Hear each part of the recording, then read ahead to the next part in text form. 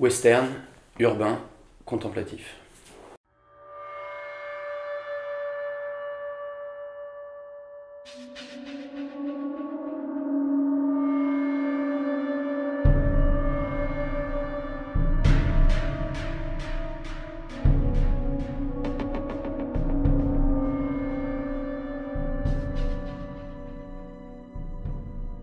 Je vais essayer de prendre ça comme une qualité, qu'on n'entende pas la langue. C'est comme chez Shakespeare, quoi. J'ai l'impression que les langues, plus elles sont poétiques, plus il faut arriver aussi à Shakespeare, il écrit de l'action, quoi.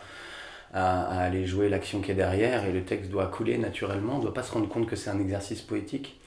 C'est ça qui m'a attiré chez Coltès. Il y avait une part d'inconnu total, quoi. C'était le fait justement de travailler sur une œuvre de langue française extrêmement poétique, une prose très musclée, quoi, où on pourrait presque dire un vers libre. C'est pas vraiment du vers, mais voilà, c'est une langue très exigeante. Moi, j'avais jamais travaillé sur une langue française exigeante comme ça. J'ai juste travaillé sur Duras, mais sinon, j'avais fait que des auteurs en traduction, que ce soit Maladie de la jeunesse de Bruckner, Lars Noren. Donc, il y avait cette chose-là. Et puis en même temps, il y avait aussi des choses que je connaissais, quoi. Une histoire de famille, un drame familial, un huis clos. Ça, c'était des choses sur lesquelles j'avais déjà travaillé. J'avais envie de monter cette pièce parce que justement, l'enjeu dans cette pièce, c'est à la fois un scénario de cinéma, un polar avec une ambiance particulière, un hangar, la lune qui passe à travers les trous du toit. Enfin, il y avait toutes ces choses-là qui m'excitaient, assez cinématographiques, donc avec des images cinématographiques à créer. Et en même temps, quand on travaille avec Key West, dès qu'on le travaille trop comme un scénario de cinéma, ben c'est foutu, ça, on passe à côté de l'œuvre. Et si en même temps on le travaille comme un oratorio poétique, on est foutu aussi, me semble-t-il. Donc ce qui était intéressant, c'était justement avec les acteurs d'être toujours dans cet entre-deux, quoi. C'est à la fois pour eux une langue qui n'est pas celle de la vie, et en même temps c'est incarner des situations extrêmement concrètes, de deal, d'échanges, de manipulation, de trahison, et puis un truc assez cru, terrien, crade, ça se passe dans une décharge. Et puis c'était ce mélange justement d'humour et de désespoir, de poésie avec les pieds dans les poubelles, il y avait toutes ces choses-là, quoi. Puis c'est une œuvre fascinante, quoi, hybride, métissée, vraiment métissée. On dit souvent la langue coltésienne, mais je crois que c'est un peu une connerie. Enfin, c'est les langues coltésiennes. J'ai l'impression qu'à l'intérieur de la pièce, oui, un style coltès, mais je crois que tous les personnages ont leur manière de parler, quoi. Les scènes de fac n'ont rien à voir avec les scènes de Charles, qui n'ont rien à voir avec les scènes de Maurice. Ils ont tous leur manière de parler, quoi.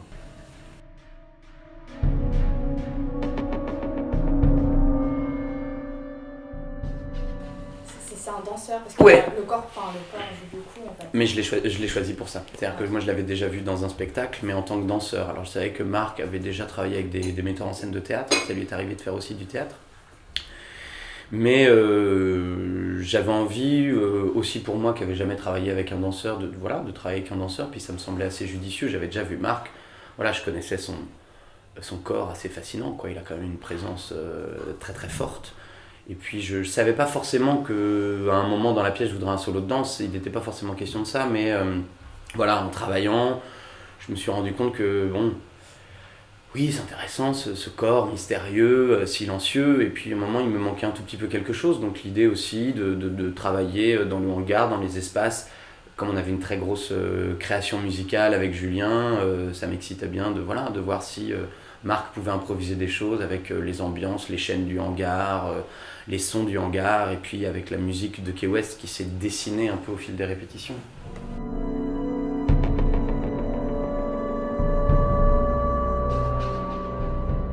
Ah bah, c'était complètement l'inconnu pour moi, c'est-à-dire que les acteurs,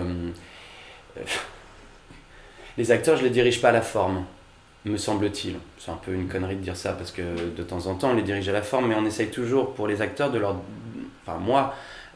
donner une certaine liberté. Donc il s'agit de leur donner une indication qui est plus de l'ordre du fond pour qu'eux inventent la forme. Mais de leur parler en termes d'énergie, d'intention. Là, c'est ça que tu veux obtenir de ton partenaire, vas-y, réessaye. Et eux l'inventent à leur manière. Le danseur, comme je ne connais pas du tout, je me trouvais un peu bête et méchant en disant bah, j'aime bien quand tu tournes et puis que tu t'assois, ou j'aime bien quand ce mouvement-là est très rapide. Mais finalement, non, on parle aussi en termes d'énergie, un peu la même chose qu'avec les acteurs. Oui, comme je ne suis pas chorégraphe, Et finalement, j'ai pas vraiment fixé les choses, mais je lui disais voilà, au début, quand il y a les enfants qui crient, je voudrais que ce soit quand même quelque chose de plutôt apaisé, comme si Abad était vraiment dans son village, avec ses frères, avec ses sœurs. Il fallait pas que ce soit trop narratif non plus, ça restait de la danse, mais chose de léger. Et puis à ce moment-là, boum, je voudrais quelque chose de plus percussif. Et puis là, il faudrait que ça s'excite. Et puis là, on va jouer avec les chaînes, danser avec les chaînes. Et puis il y avait cette image aussi. Ça, c'est un clin d'œil, parce que je parle beaucoup de Jarmusch, du cinéma de Jarmusch dans le dossier. Puis c'est une influence quand même qui a un petit peu suivi, même si je pense que c'est pas forcément visible quand on voit le spectacle. Donc il y a ce moment de tai chi aussi, où Marc fait du tai chi, parce que c'est un clin d'œil à Ghost Dog un petit peu, à ce genre de personnage, quoi, de samouraï contemporain, quoi. C'est pour ça qu'il y a un côté western, ou l'homme solitaire, l'homme en méditation, ou le tueur en méditation, des personnages comme ça assez qu'on retrouve dans le cinéma de Jarmusch, quoi, des tueurs solitaires, silencieux. C'est les deux clins d'œil, c'est l'utilisation du Wu-Tang Clan, le groupe de hip-hop, et puis un peu ça, quoi, le tai chi que fait Abad à un moment, c'est deux clins d'œil qu'on fait à des films.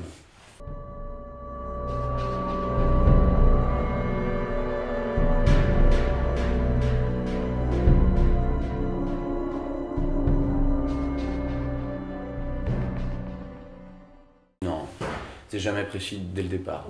Non, mais je veux dire, en tout cas pas avec moi, quoi. Non, tu vois, même pour toute la construction d'un spectacle, je sais que par exemple, si tu fais une mise en scène à la Comédie Française, avant de rencontrer les comédiens, tu présentes ta maquette de décor, tu présentes tous tes costumes, et les comédiens, à la première lecture, savent dans quel décor ils vont jouer. Nous, dans les spectacles de compagnie, alors ça peut arriver, hein, dans certaines petites compagnies sûrement, mais nous, on ne travaille pas du tout comme ça, quoi. C'est-à-dire que les comédiens, ils arrivent au début... il n'y a rien. Et puis en travaillant les répétitions, on commence à trouver des choses dans l'espace. Et puis quand on commence à trouver des choses dans l'espace, le soir, on reparle avec la scénographe. Elle me dit hey, cette lumière, c'est intéressant. Alors la scénographe et le créateur lumière parlent ensemble, puis avec moi, puis on dit bon, alors il nous faut un espace très ouvert, mais après il faut donner la sensation que c'est fermé. Ah, il faut peut-être pas de décor, il faudrait que ce soit un décor qui nous permette juste de diffracter la lumière. Et voilà, petit à petit on avance. Là, non. Un jour, j'ai parlé à Marc du personnage d'Abad pendant assez longtemps, puis j'ai dit voilà, demain, je voudrais qu'on commence les répétitions, que tu fasses une improvisation. Il avait travaillé avec une comédienne que je connais très bien, donc elle m'avait dit qu'il aimait beaucoup improviser de la danse, donc c'était pas un souci. Et donc tout le monde était en improvisation à ce moment-là. C'est-à-dire que le créateur lumière avait déjà installé pas mal de choses en lumière qui lui servaient dans Key West. Il avait le jeu prêt. Julien est pareil, il y avait des banques de sons, des choses, puis des morceaux de composition qu'il avait. Et ils ont tous commencé en improvisation, quoi.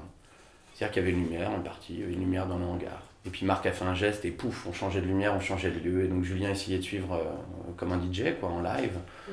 C'était d'ailleurs le moment le plus réussi. Je devrais pas dire ça, c'est déprimant. Mais non, mais pour dire aussi un spectacle, c'est ça. C'est quelque chose d'extrêmement travaillé, cadré. Mais les artistes, me semble-t-il, sont toujours conscients que... Plus on travaille dans un seul but, c'est de retrouver la magie de l'improvisation du début. Donc souvent on a des états de grâce en répétition, des moments un peu magiques d'improvisation où on est... Et le travail de répétition ne sert pas, contrairement à ce qu'on peut croire, à serrer les choses, à être de plus en plus précis et clair. Oui, il faut être de plus en plus précis et clair, mais pour devant le public être capable d'improviser, de réinventer les choses, quoi. C'est toujours cet entre-deux. Je ne sais pas si j'ai répondu à la question, mais... Ça me paraît pas mal.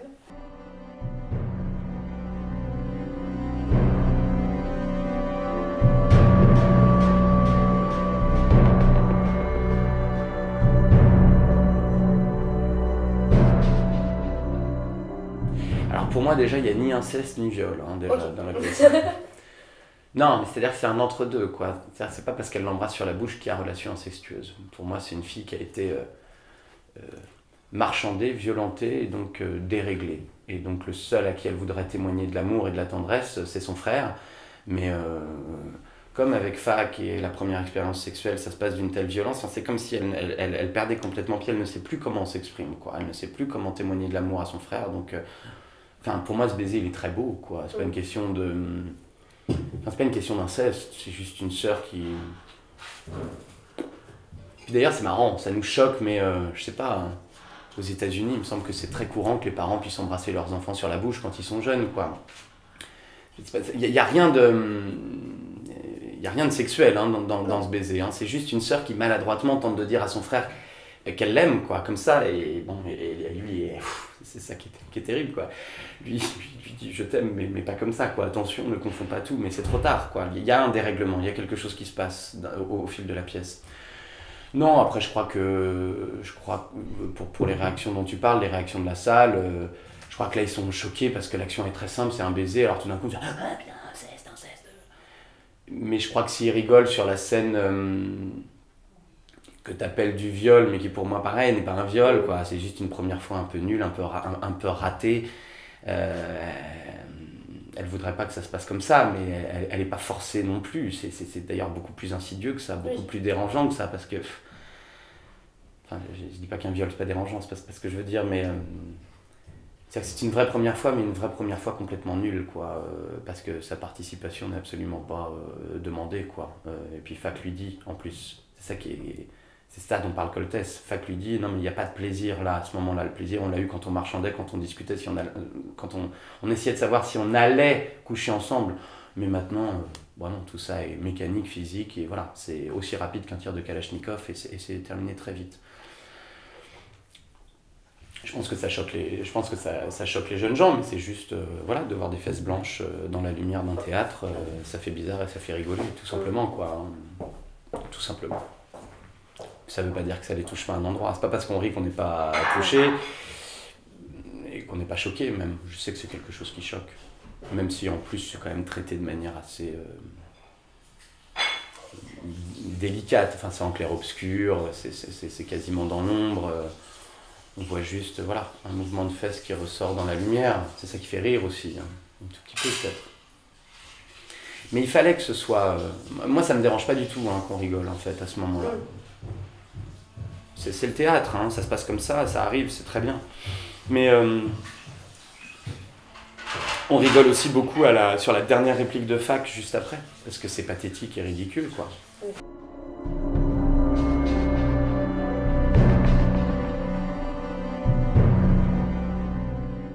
Assez évidente, je sais pas, c'est au spectateur de me dire si l'humour parvient de manière facile, mais ça me semblait évident parce que je le sentais tout simplement dans l'écriture, quoi. Enfin, il y avait des choses que je trouve très drôles, quoi.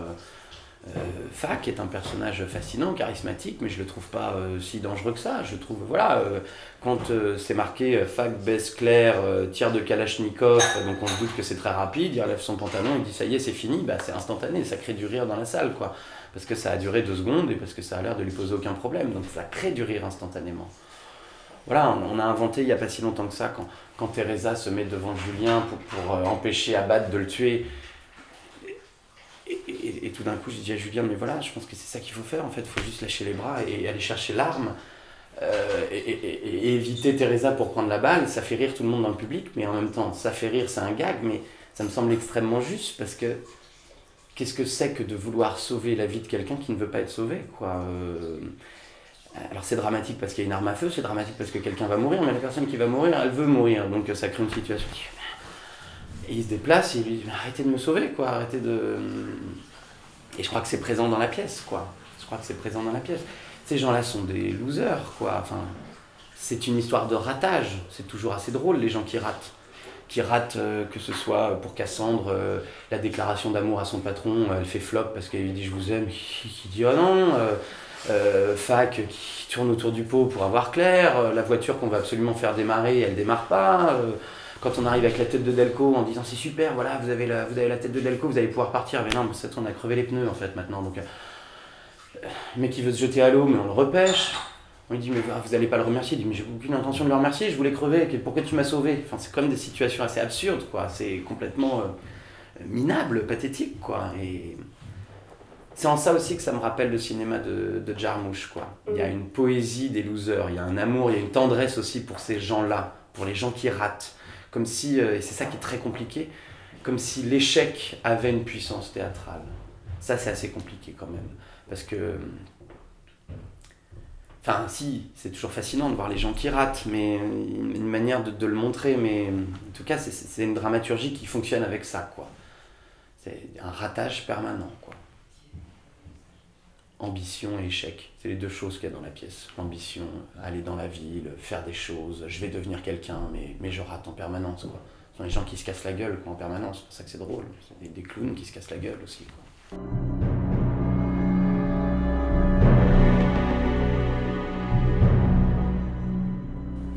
C'est écrit que c'est une Kalachnikov, hein. Donc voilà, on est allé chercher une Kalachnikov. Je savais que ça allait être compliqué avec une Kalachnikov en plus, même pas compliqué d'ailleurs, je pense complètement impossible d'avoir une balle à blanc, quelque chose comme ça. C'est possible avec des armes de poing, avec des flingues, mais avec des armes de guerre, ce type-là, c'est très très compliqué, d'autant plus aujourd'hui, quoi. Enfin, c'est bête, hein, mais la Kalachnikov est devenue extrêmement connotée et je pense que d'avoir une arme dans un théâtre c'est toujours compliqué, il faut des autorisations, des choses, mais une Kalachnikov c'est encore plus compliqué quoi, aujourd'hui. C'est vraiment une arme qui cristallise quelque chose de terrifiant, de très lourd, surtout dans un lieu comme un théâtre ou une salle de concert, quoi. C'est évident. Donc, ne pouvant ni tirer de projectiles, ni avoir cette chose-là, pour moi c'était important dans la scène avec Rodolphe, la manipulation de l'arme.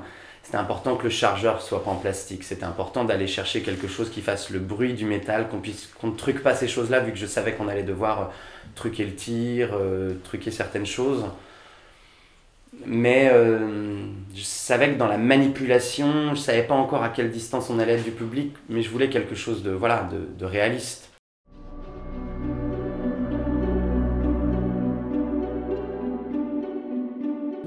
Non, cette année, il n'y a pas de nouvelle création en cours. Pour cette pièce, on a encore 2 dates à Rouen, une date à Dieppe, et puis l'année prochaine, peut-être qu'on aura encore quelques dates. Après, il faut se rendre compte que c'est un projet qui est compliqué à tourner, parce qu'il y a 8 comédiens au plateau, parce que c'est un spectacle qui dure 3 heures, parce que c'est une pièce exigeante, c'est ni une comédie ni un drame, c'est pas une pièce classique, enfin pas tout à fait contemporaine, pas complètement classique. C'est pas les objets les plus faciles à tourner. Mais après, sur la compagnie, il y a la reprise d'un spectacle de Marguerite Duras, La musique à deuxième, qui se fait à la fois au théâtre, mais aussi en dehors des théâtres, dans des lieux qui ne sont pas des théâtres.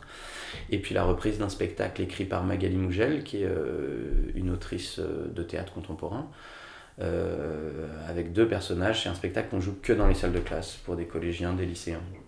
Donc voilà, des choses très très différentes. Des grandes formes au théâtre, des formes qui s'adaptent et un spectacle aussi qui est fait que pour les salles de classe. Et puis projet en cours, non c'est trop tôt, c'est des idées en général. Je ne sais pas encore vraiment sur quoi on va travailler, mais on ne fait pas de création cette année. Donc on va se mettre à réfléchir avec certains acteurs que je travaille, avec les collaborateurs artistiques, voilà, à tout ça. D'accord, chouette. Si tu avais un dernier mot, un truc à dire. Train. Ça me paraît bien. Merci beaucoup.